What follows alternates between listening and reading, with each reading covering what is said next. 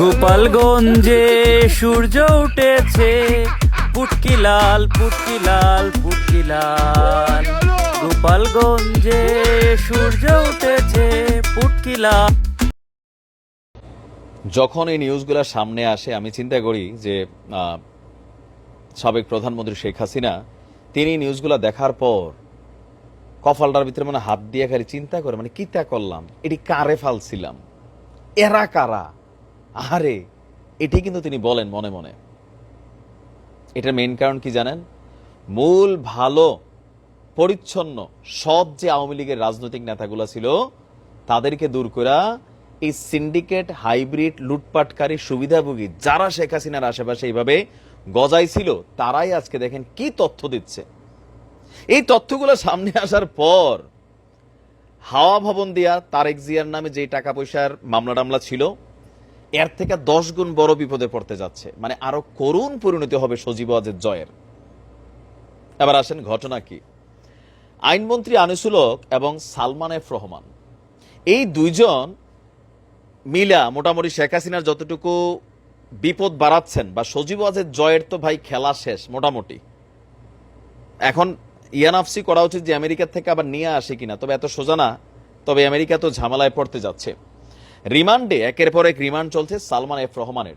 চাঞ্চল্যকর তথ্য দিয়েছে যে আপনার অ্যাসালমের যে টাকা পাচারের ইস্যুটা আপনারা অনেকেই শুনছেন তাই না, সেই অ্যাসালমের পাচারকৃতর অর্ধেক টাকা নাকি সজীব ওয়াজেদ জয় এবং শেখ রেহানা সহ তারা সেখানে টাকাটারে নিয়েছে। আর চেয়ে বড় কথা হচ্ছে রিমান্ডে সালমান এফ রহমান বলছে যে নতুন নতুন প্রকল্প বের করার তাগাদা দিতেন শেখ হাসিনার পরিবারের সদস্যরা।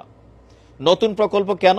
নতুন প্রকল্প মানেই বড় অঙ্কের কমিশন, আর এর সবকিছুই জানতেন শেখ হাসিনা, তবে তিনি কখনো তাতে না করেননি। আচ্ছা, এই কথাগুলা যখন শেখ হাসিনা শোনেন, আগে তো ফেসবুক চালাইতেন না, এখন সম্ভবত একটু একটু চালান, যখন দেখেন দরবেশের দিকে চান, আহারে দরবেশ নেত্রী চিনে নাই। আচ্ছা, এছাড়া রিমান্ডে আরো নতুন নতুন তথ্য দিচ্ছেন সালমান এফ রহমান, পাশাপাশি আনিসুল হক। আমরা কোটা আন্দোলনের পক্ষ ছিলাম, পলকে আমার মারতে আসতো ওবায়দুল কাদের।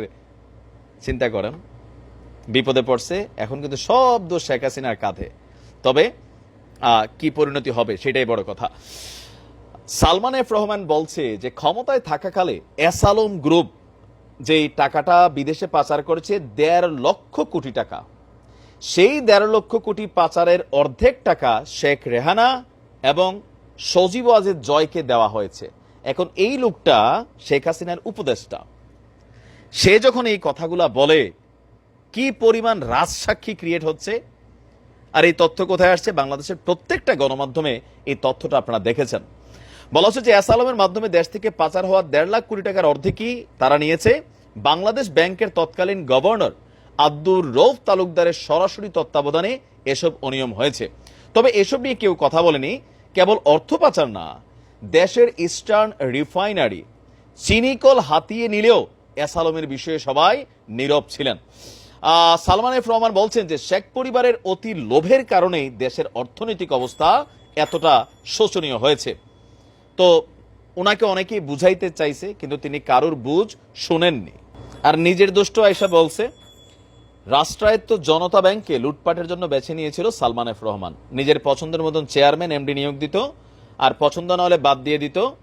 যে মোটামুটি যে 36,000 কোটি টাকা সালমান এফ রহমান লুট করছে, এর মধ্যে 7,000 কোটি টাকা সম্ভবত জনতা ব্যাংক থেকে সে মাইরা দিছে। এক এক মন্ত্রী রিমান্ডে যাচ্ছে যারা খুবই গুরুত্বপূর্ণ সেক্টরগুলোকে পরিচালনা করতেন, এবং কি যারা শেখ হাসিনার খুবই কাছের লোক। কালকে যদি ওবায়দুর রহমানরেও ধরে, ওবায়দুল কাদেরকে ধরে, সেও দেখবেন আরো কত কথা কইয়া শেখ হাসিনার শেষ করে দিবে।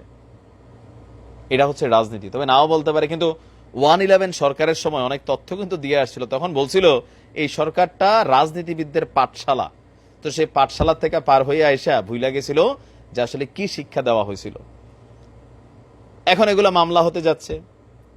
তারেক রহমান তো আর এত বড় টাকা নিয়ে ওনার আসছে না, বা আওয়ামী লীগ 15 বছর ক্ষমতায় থেকেও এটা কিন্তু প্রমাণ করে তারেক রহমানের বিরুদ্ধে কোনো ইনভেস্টিগেশন বা অ্যাকশনে যাইতে পারে নাই। এখন সজীব ওয়াজেদ জয়ের অবস্থা কি হবে? অবশ্য আবার ক্ষমতায় আসলে এগুলো রাতারাতি সরে যাবে, এটাই বাংলাদেশের সিস্টেম। তো ভালো থাকুন, আসসালামু আলাইকুম।